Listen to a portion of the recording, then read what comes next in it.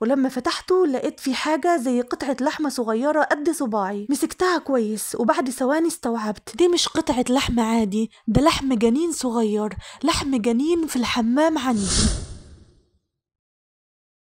أنا اسمي ليندا، أنا متجوزة وعندي ولدين وبنتين. أنا واحدة بشتغل وساكنة في منطقة ساحلية، يعني المنطقة اللي احنا عايشين فيها كانت قريبة من البحر، علشان كده أهلي كانوا بيجوا يقعدوا عندي كتير، والموضوع ده ما كانش فيه أي مشكلة بالنسبة لي، لأن أنا زوجي كان بيسافر كتير علشان شغله، يعني ممكن يقعد 15 أو 20 يوم بعيد عن البيت. بنتي هي الكبيرة، خلفتها ومن بعدها جم الأولاد، وأولادي كانوا بيحبوا بعض جدا، ما كانوش بس إخوات، لأ ده كمان كانوا صحاب، وكل واحد فيهم كان ليه اوضته الخاصة بيه. انا كنت بربي بناتي على الدين، بس في الزمن ده السيطرة عليهم بقت صعبة جدا، وخصوصا لما بدأوا يدخلوا المرحلة الإعدادية وطلبوا اني اشتري لهم موبايلات. انا بصراحة ما كنتش بحب ارفض لهم اي حاجة، لاننا الحمد لله مستورين ماديا، وكمان كنت حابة اني ابقى متواصلة معاهم في اي وقت يكونوا فيه بره البيت، وكنت فاكرة ان ده شيء طبيعي للبنات في السن ده. بس اللي كان مش طبيعي اللي حصل بعد كده، بناتي بدأوا يتغيروا واحدة واحدة، وبقيت مش قادرة اسيطر عليهم خالص، لدرجة اني كنت بفكر اكلم ابوهم علشان يتدخل،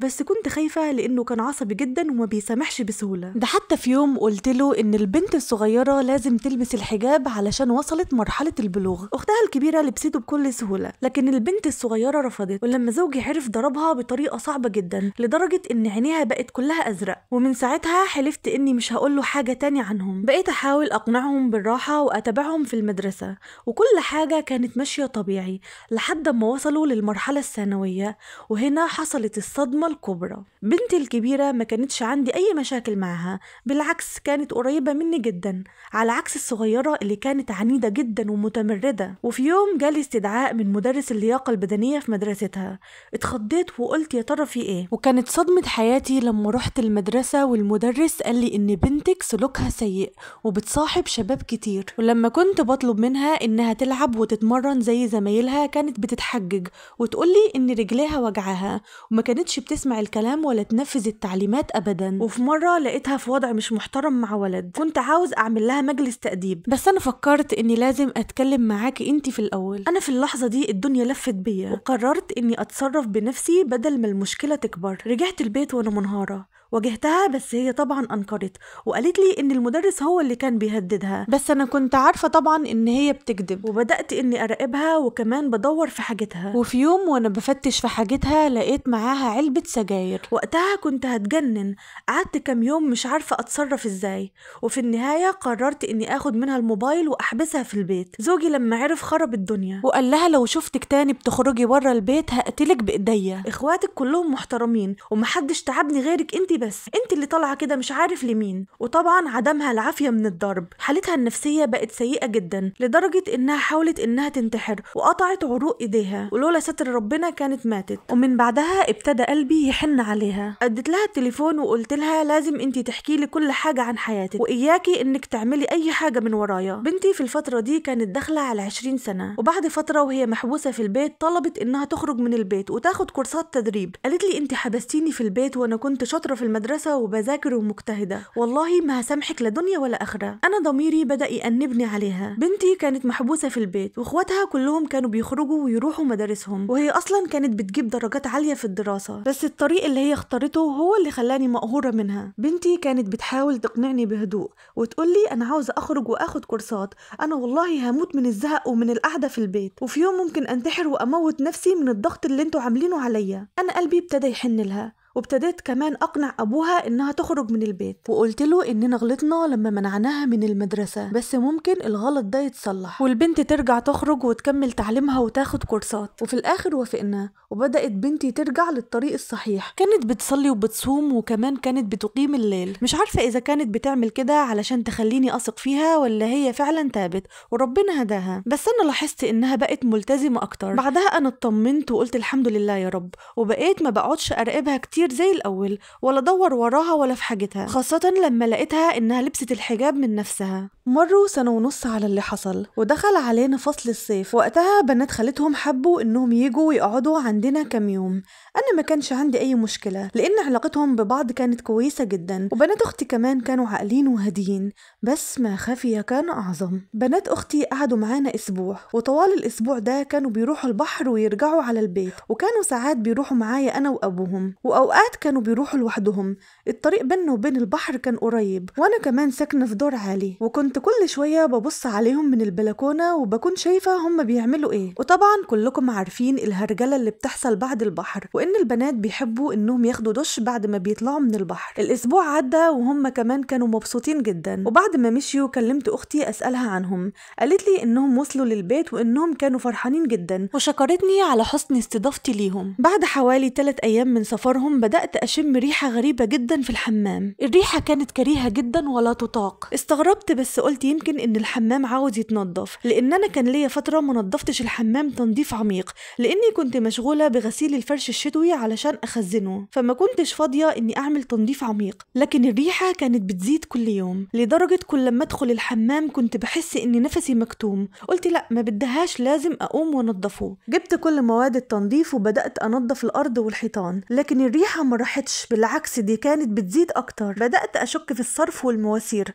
ونزلت سألت جارتي اللي ساكنة تحتي اذا كان عندها نفس الريحة اللي عندي، لكن هي قالت لي لا، ما عنديش اي حاجة. حتى الجارة اللي قصادنا سألتها وقالت لي برضو ما فيش اي مشكلة عندها. ساعتها قلت بقى اكيد المشكلة عندي انا بس. الريحة كانت صعبة جدا ومجنناني، ففضلت ادور في كل حتة في الحمام. الحمام عندي كان تحته زي بير صغير موجودة فيه ماسورة الصرف، والبير ده بيبقى فيه فتحة صغيرة مقفولة بباب صغير، ولما رحت فتحت الباب ده الريحة ضربت في وشي، ريحة صعبة جدا لدرجة اني كنت هرجع من صعوبتها. بس لما بصيت جوه كانت الكارثة، لقيت كيس بلاستيك ابيض، ولما فتحته لقيت في حاجة زي قطعة لحمة صغيرة قد صباعي. مسكتها كويس وبعد ثواني استوعبت دي مش قطعة لحم عادي، ده لحم جنين صغير، لحم جنين في الحمام عندي. ايوه، ده لحم جنين ميت. انا كنت حامل قبل كده والجنين سقط، وعارفة الشكل ده كويس. جريت زي المجنونة مش مصدقة اللي لقيته، بقيت بلف في البيت مش عارفة اعمل ايه، دماغي مش مستوعبة اللي شفته. بناتي كانوا وقتها في البحر مع اخواتهم، ما قدرتش اني استناهم لما يرجعوا.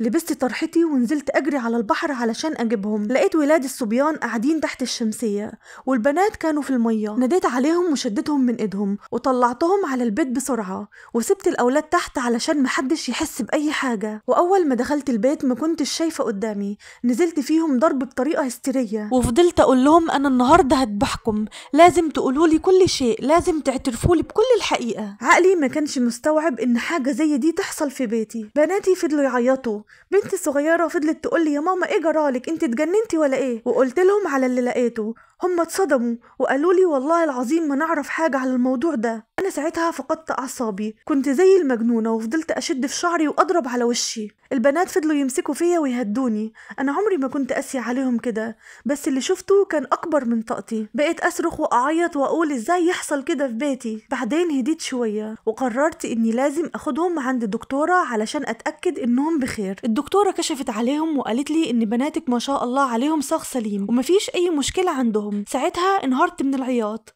ووقعت على الأرض وحكيت للدكتورة على كل اللي حصل. هي قالت لي يعني بنات أختك كانوا عندك أسبوع، يبقى لازم تتكلمي مع أختك وتعرفيها اللي حصل، لأن الغلط مش عند بناتك، لكن ممكن يكون من عند واحدة من بنات أختك. رجعت البيت ومشاعري كانت متلخبطة، فرحانة إن بناتي بخير، لكن مرعوبة وخايفة على بنات أختي. بنتي الكبير حضنتني وقالت لي سامحينا يا ماما.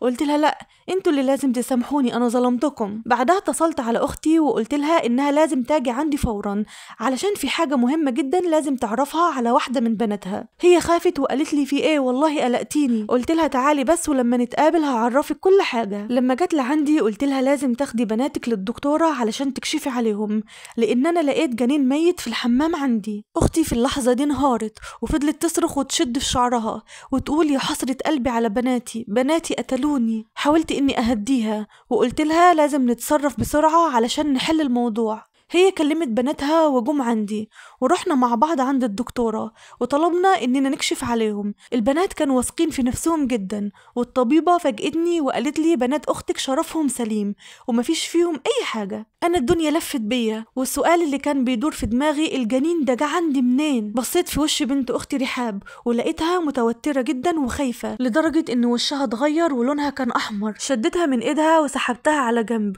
وسألتها وقلت لها في إيه؟ عرفيني الحقيقة وما تخبيش عليا حاجة أبدا. هي بدأت تبكي وقالت لي أنا هحكي لك على كل حاجة بس بلاش تقولي لماما، وحكت لي إنها وهي على البحر قابلت بنت في نفس سنها، اتصاحبوا على بعض بسرعة. بعدها البنت دي طلبت منها خدمة، قالت لها إن مامتها مش عايزاها تنزل البحر وهي نزلت من وراها، ولازم تروح تاخد دش قبل ما ترجع للبيت علشان مامتها ما تلاحظش عليها أي حاجة، وطلبت منها إنها تيجي تاخد دش عندنا. رحاب ساعتها مشيت معاها وجابتها عندي في البيت، وما كانتش تعرف إنها حامل. ولما دخلت الحمام فضلت ساعتين جوه، وبعد لما خرجت قالت لها أنا بموت. بعدها رحاب ودتها لصيدلية قريبة وقالت لها روحي خدي لك حقنة مسكنة وبعدها روحي على البيت. ومن بعدها ما بقتش ترد على تليفونها نهائي. أنا انهارت وقلت لها أنت غلطتي غلط كبير، بس خلاص اللي حصل حصل، لازم نلاقي أهل البنت دي ونقول لهم كل حاجة. بس لما حاولنا نتصل برقم البنت كان دايما مقفول، وقعدنا فترة بنحاول نوصل لهم بس من غير أي فايدة. وأنا حبيت أحكي القصة دي علشان كل أم تاخد بالها من بناتها، خاصة في مرحلة المراهقة، علشان دي مرحلة خطيرة ومحتاجين دايما نكون قريبين منهم